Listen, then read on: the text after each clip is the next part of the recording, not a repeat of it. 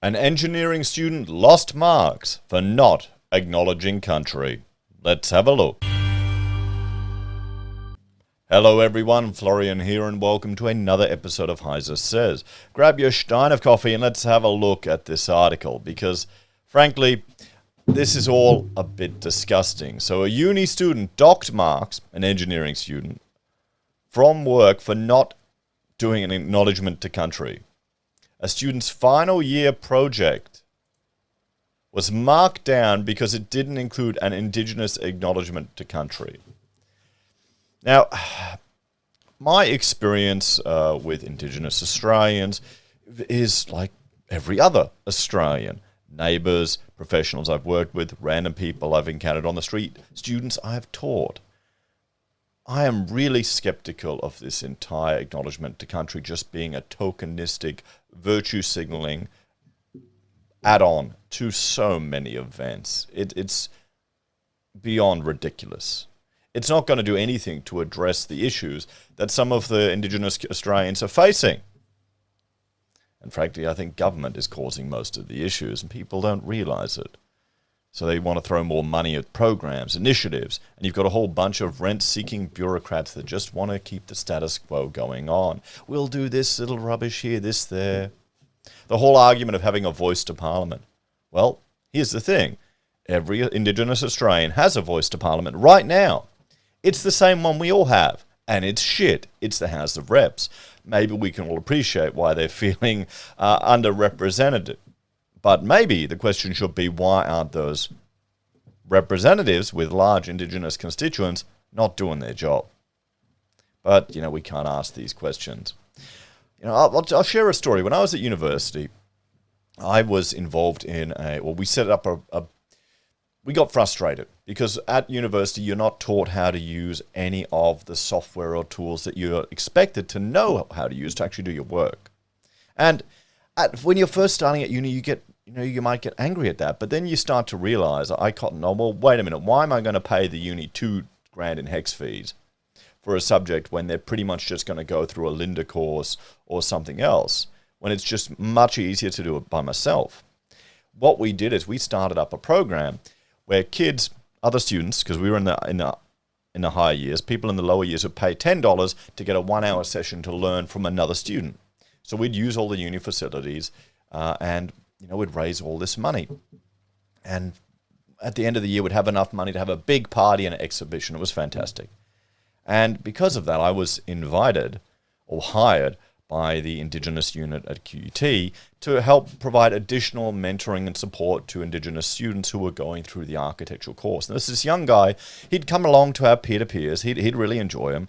And, he'd get involved. He'd even come out afterwards and chat to us.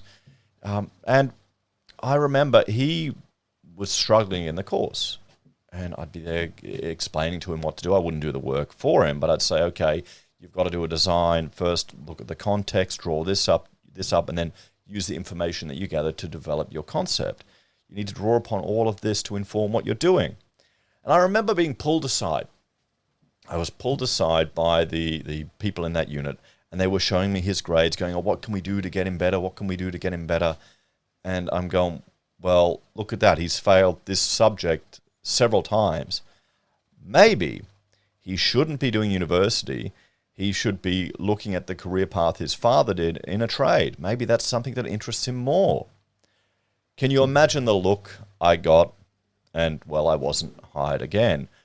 But to be brutally honest, this guy'd probably be better at a trade, probably be making more money than doing design and architecture, to be brutally honest. But they didn't give a shit about that. They didn't actually care about the individual as a person. To them, he was just a tick box that they wanted to get through the process. One thing he was telling me, which shocked me, this actually shocked me, and I'm not that old, guys. I'm not that old. We're just talking the 2000s here, that they had a separate university games just for Indigenous students. Like completely separate from everyone else. I don't know why we have this segregation or why we had it then. I couldn't understand. I'm going, what? Why are you doing that? Shouldn't everyone be mixing together and in a big party? I mean, that's all what uni is, particularly at these uni games. But they had that. So that's why I'm a bit skeptical of this stuff. Or also, I mean, we've worked with Indigenous architects designing proposals for government housing grants to try and bridge the gaps. And the stuff that we're trying to address, there were problems raised a long time ago, years ago. Phil Forolaris did a whole lot of work on that, fantastic work on it, trying to address the issues, particularly in remote communities, where you're providing designs and facilities that are more suited to, well, inner cities, which just aren't going to be robust enough for the environment out in the middle of nowhere. So the more things, there's more and more talk. And this is what this is. It's just talk. And it doesn't really achieve anything, does it? So, Melbourne's Monash University recently introduced a policy requiring students to add the message recognising traditional owners at the beginning of all assessments or face losing marks. I mean, what the hell is that going to achieve? If anything, it's just going to increase the divide. When you're doing your final assignment, hang on, where's... One sec. I'm going to find something here. Wait for it.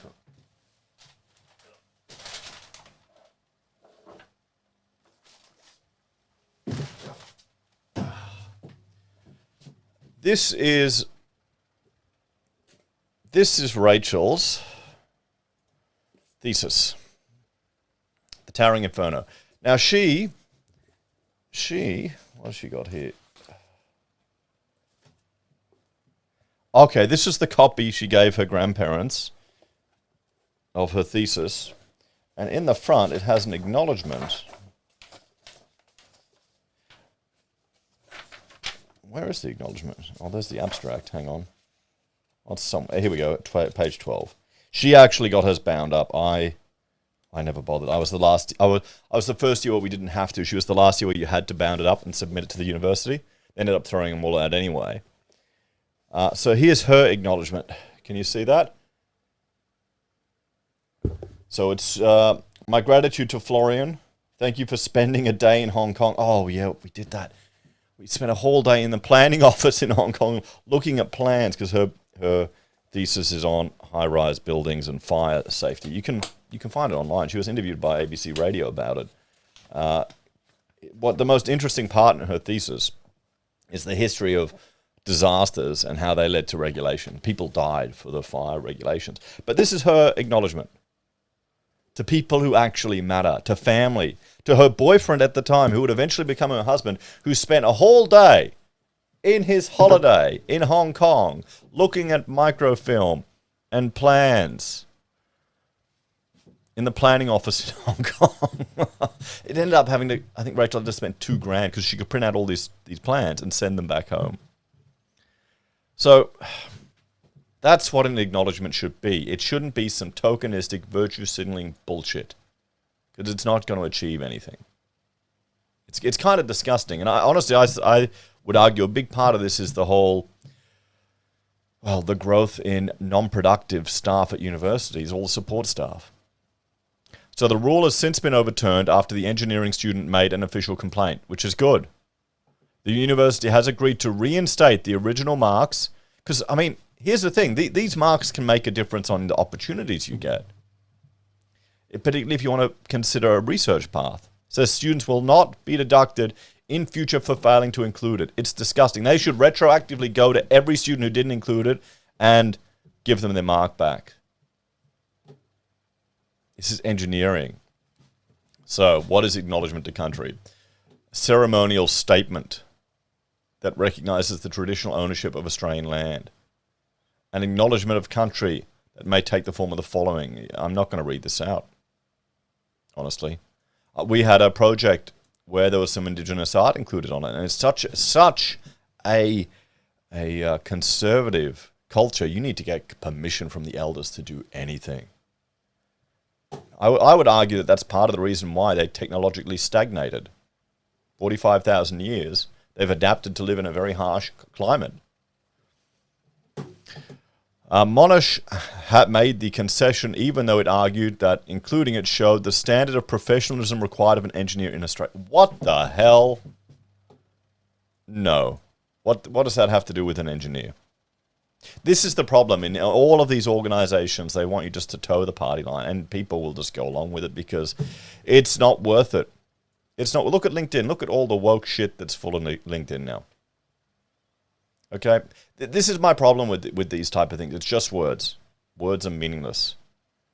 And the problem is people will spend so much energy on words and feel like they're achieving something, they won't actually realize that we need to address the institutional issues that we have right now. We've got bodies that are incentivized to keep the status quo because that's what their funding is. You've got all this money spent on these issues, and how much of it actually goes to help people that actually need it. Monash respects the rights of students to respectfully and appropriately decline to provide acknowledgement to country if they believe it conflicts with their right to free speech or academic freedom. Monash will continue to encourage students to include the acknowledgement of country where relevant and appropriate. On the university's webpage, it states that recognizing traditional owners is important. Yeah, but it doesn't mean anything. It's not going to do anything. I mean, how many scholarships is Monash giving, putting their money where their mouth is, to members of the Indigenous community in that area? Are there any people left? Following an outcry generated by media reports, the university removed the threat that students who did not complete a mandatory module on Indigenous voices will not be allowed to sit exams or graduate. Oh, are you kidding? I mean, this is like the mandatory union fees we had to pay back when I was at uni before Howard got rid of it. They would hold your grades. You wouldn't get your grades until you paid a fee so some fat purple-haired bitch could go protest in Canberra. And it was such a rort. They all milked so much money out of the unions. The university said the module was to ensure students fully understand Monash University's values and contribute to a society that respects Australia's Indigenous peoples, cultures and knowledges. While the institution quietly dropped the threat of denying academic awards to those who fail to complete the course, anyone who does not finish it remains locked out of Monash's online learning system. A spokesperson for the university confirmed Indigenous voice remained a compulsory unit along with units on academic integrity and respectful relationships. This is what happens when, frankly, you've got an atheist state. People feel like they need to teach respectful relationships here at university level. I guess maybe just make them watch some advice from bloody, what's his name? Mr. Beast. Victorian Shadow Education Minister David Hodgett said although universities should offer courses on Indigenous people, it was wrong to force students to study them. This is really yet another mandate by stealth. The students are going to be punished and lose access if they don't complete, he said. No, they're not about education. They're profit-making. They're profit-making, woke, bullshit institutions in many ways. That you just have to jump through the hoops. If you want your professional degree to open doors, you got to jump through the hoops and put up with the bullshit. So let's have a talk about this one, guys. It's just words. This is the problem. It's just words. It's not going to achieve anything. Maybe we need some real action. Maybe we should drop copies of Atlas Shrugged on all the local communities out in remote areas. I mean, this is the thing. We'll be talking about the same shit in a decade's time. Even if they get their voice in Parliament, it's not going to make any difference because it's just more of the same crap. If you want to bridge the gap, you need to create opportunities. You need to create incentives to innovate. You need to create incentives for people to get jobs and actually own their own property. There are parts of Australia where people are living, there's no chance of them ever owning their own property. Yeah. Can you blame people then? Anyway, guys, thanks for watching. Let me know your thoughts and opinions on this one. Are you getting a bit frustrated with all of these acknowledgements and no real action?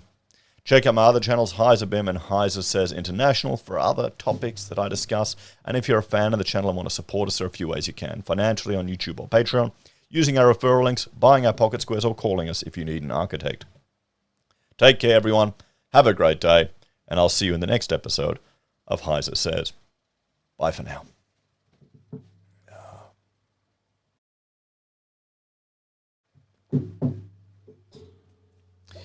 Her thesis is called Towering Inferno. She's never actually seen the movie.